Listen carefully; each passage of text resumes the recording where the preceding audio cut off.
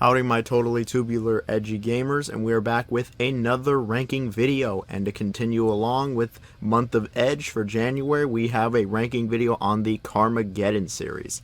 For the uninitiated, the Carmageddon series is a series of vehicular combat driving games where you kill a lot of people. It's an ultra-violent driving game that involves racing, killing, exploring, and putting all three of those together to create a wholly unique experience. Carmageddon was initially released in the mid to late 90s, where it would immediately be banned in multiple countries. It would have a censored version right out of the gate because of how violent it was, and a lot of stores just would not sell it because it was just absolutely way too over the top. There had never really been a game like this before where you could run over so many people and kill so many people in a car. There might have been a few instances in some games where you could kill people in a car, but nothing to this level. The game was a very obvious homage to Death Race 2000. But it wasn't just people that were the targets. The other racers could be killed. You could kill the cows and other animals that were on the track. And forget a track, Carmageddon was different. Carmageddon would drop you into these giant open areas where they put some checkpoints down, but it was completely up to you how you wanted to progress each level. It actually provided a lot of freedom and was wholly unique. You could do the race and actually just go through all the checkpoints, which was kind of boring, or you could kill all the other racers, so you're the only one left standing.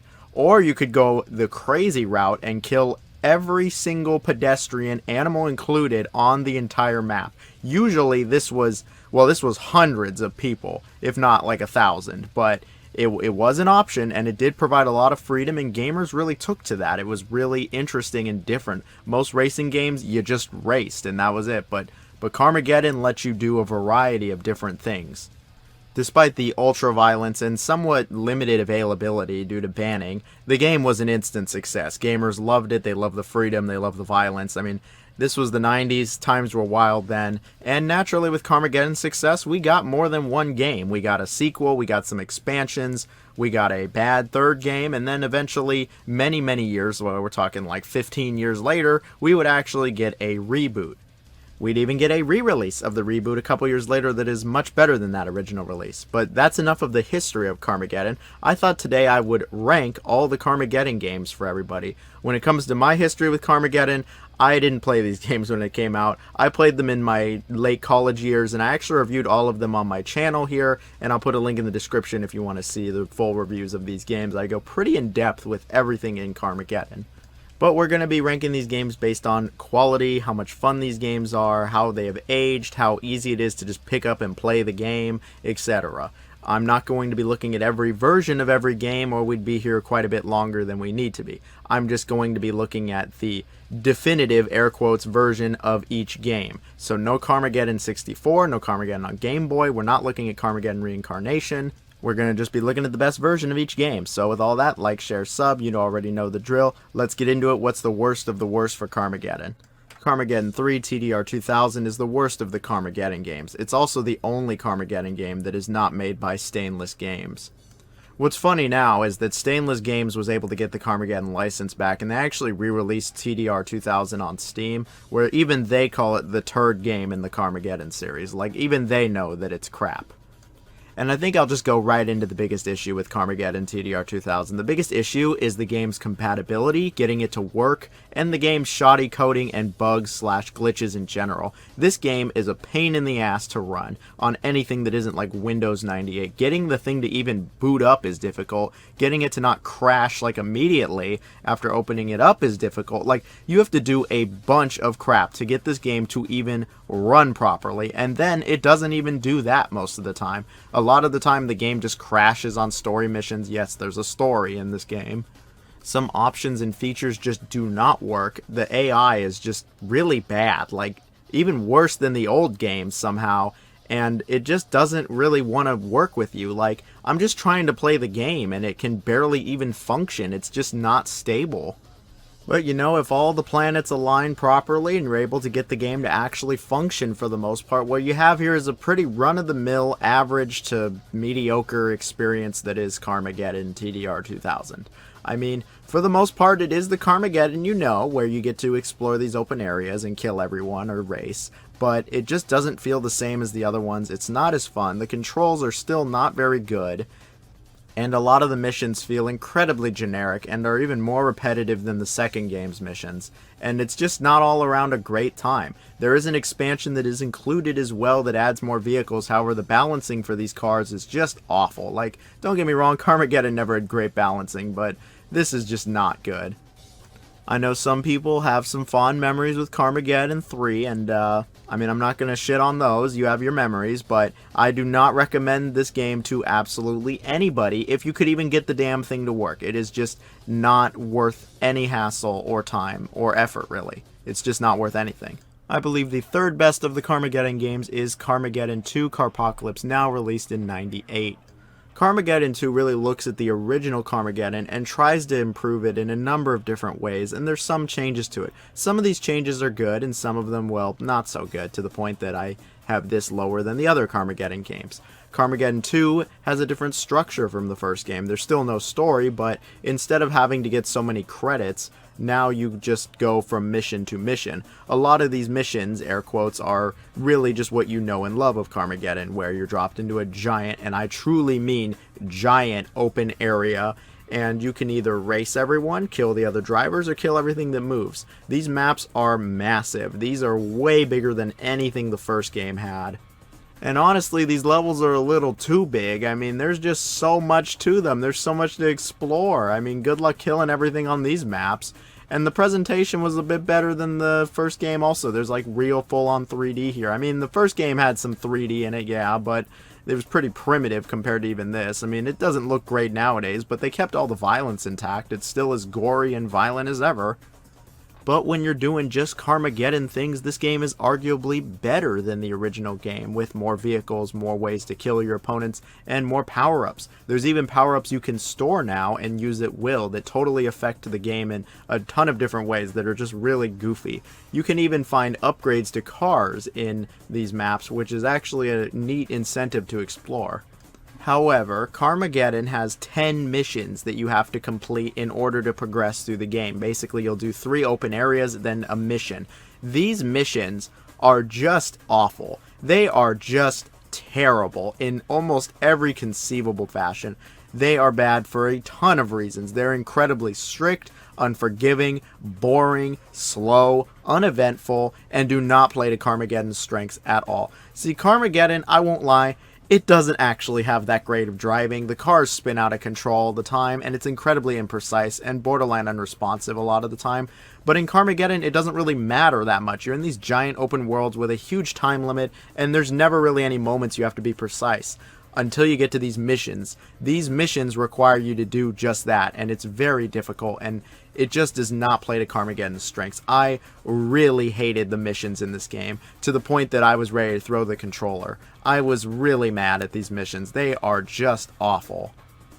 And whenever platforming shows up, you already know you're up shit creek, and it shows up way too often. But luckily, the missions aren't even like 30% of the game. It's not even like a third of the game, or a fourth. The game is actually really long. Like, it is shockingly long. It took me well over like 15, 16 hours. It took me almost like 20 hours to beat this game. Like, what the hell? And it does get a bit repetitive when it's that long. It loses some of its charm, I won't lie. But despite all of this and my issues with Carmageddon 2, I would still say it's a pretty good game. It's not as good as the next 2 games, but it is still pretty alright, and it is underrated because I never hear anybody like ever talk about Carmageddon 2. In fact, I really haven't ever heard anybody bring up Carmageddon 2 unless they're talking about the series as a whole. It's an alright game. It's a fine enough game. And in the number 2 spot, we have the original Carmageddon, released in 1997. Now, the original Carmageddon, we've already talked a little bit about it, but just how innovative it was for the time with the big open areas, how you could explore, how you could just run everybody over, you could kill literally anything. You could kill anything that was alive on these maps. You could actually do the race if you wanted to. There was a bunch of different cars. The way you got new cars was actually by killing the other opponents and taking the car, which was pretty funny. All the cars had little gimmicks. They were all pretty original also.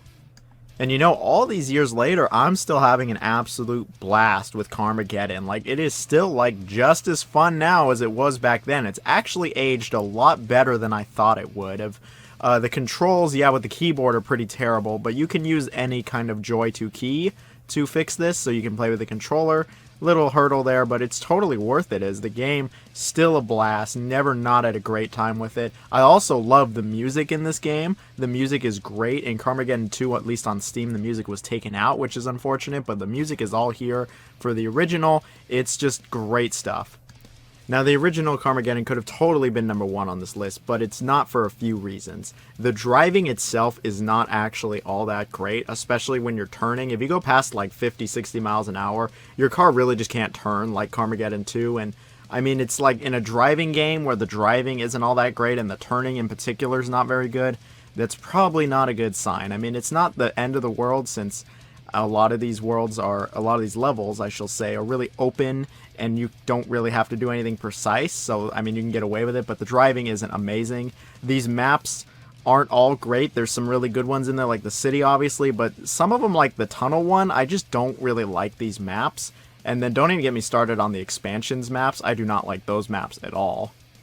And I get that this is an older game, but I wish there was like 1 or 2 more maps in the game, flat, easier maps, because this game is actually really long. It has a bit of a repetitive structure, and I just wish that there was different maps to like explore, because I got kind of tired seeing the same 5 maps for, we're talking like 15, 16 hours to beat this game. And not only does the scenery get kind of old, but the maps can get kind of old when the game's like that long. I mean, I guess if you like just try to quickly finish everything as possible, you can finish it a little bit faster, but it's not a short game is what I'm getting at. The AI is also just dog shit. Like, the AI in both Carmageddon 2 and this one, like, it's just bad. They don't even try. Like, they're just kind of driving around for you to kill, which is, I mean, maybe that was the point, but it's bad. Either way, though, with all my little gripes with the game, it doesn't detract from the overall experience. Like, Carmageddon 1 is a classic. It's still great fun. There's a ton of fun to be had here. And, yeah, it's just a good time. But it's not my number 1. I think the best Carmageddon is the most recent Carmageddon, Carmageddon Max Damage, which is the updated, newer version of Carmageddon Reincarnation that was released in 2015. I think Reincarnation really just is an amalgamation of Carmageddon 1 and 2 and looks at what worked and what didn't work from both of those games, comes together in a modern setting with modern graphics, modern controls, all that stuff, to make what I feel is the best game of them all. I mean, when it comes to like accessibility and how playable it is, this game wins by a landslide. It's the most modern, it has the best controls, it has the best driving, the driving's actually good, it has the best physics of all the games, like it's easily the best in that aspect, but we are talking about almost a 20-year difference here between this and the original 2 games. This is also the max damage version. I mean, when it came to the original Reincarnation, it wasn't actually all that great. I mean, the stability was just awful on that thing. That game crashed and ran like crap all the time. But aside from that, the gameplay really is the strongest of all the Carmageddons. I really like all the maps. I think all the maps are good. There's not a bad one here. There's enough of them. The game isn't stupidly long, and it really is the best of the best when it comes to this type of gameplay. Exploring the maps is really fun. They're not too massive. You can kill all the pedestrians, and it's doable within like 30 to 45 minutes. Or you can just do the race like a wussy. Or you could just kill everybody. That's great too. All the bogus missions from 2, yeah, those are gone. Nothing is anywhere near as bad. There's a bunch of different event types you have in this game that are not just the standard Carmageddon gameplay. You get a bunch of different varied types of like objectives, and these are all actually good. They play to Carmageddon's strength. It isn't something crazy and ridiculous. There's no platforming. Like, who thought that was a good idea?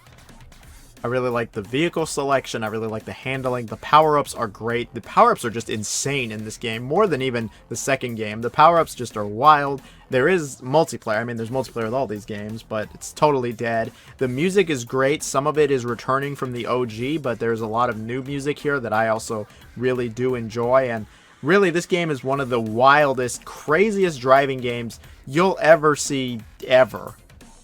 it's as violent as it gets. This is definitely the goriest, most violent Carmageddon of them all. And yeah, the graphics for the time weren't all that great, but they're better than the originals that came out in like 97. I mean, it was also a Kickstarted game, but I really did enjoy the new Carmageddon Max Damage. I think that if you're going to play any of them, this is not only the easiest to get into and play, but it is the best of them all, because it really does look at what made those OG games great, puts it in a new setting with new stuff, and it's all good. In general, I would say that Carmageddon is a pretty underrated series of games. Most people do not talk about the second game at all, or even the reboot with Max Damage. Like, people usually just talk about the OG Carmageddon and that's it. And I'm like, no, there's actually a bunch more to Carmageddon. There's a couple other games worth, and it's just never talked about. But I really think that should change. Carmageddon's a pretty good series of games. I like almost all of them. And yeah, that's pretty much all I got for this video. I like Carmageddon. If you like Carmageddon, you probably made it to this part. If you made it to this part of the video, say bricks in the comments or something along those lines. And yeah, see everyone on the next edgy video. Hope everyone has a good New Year, good Christmas, good July 4th, good whatever holidays near you.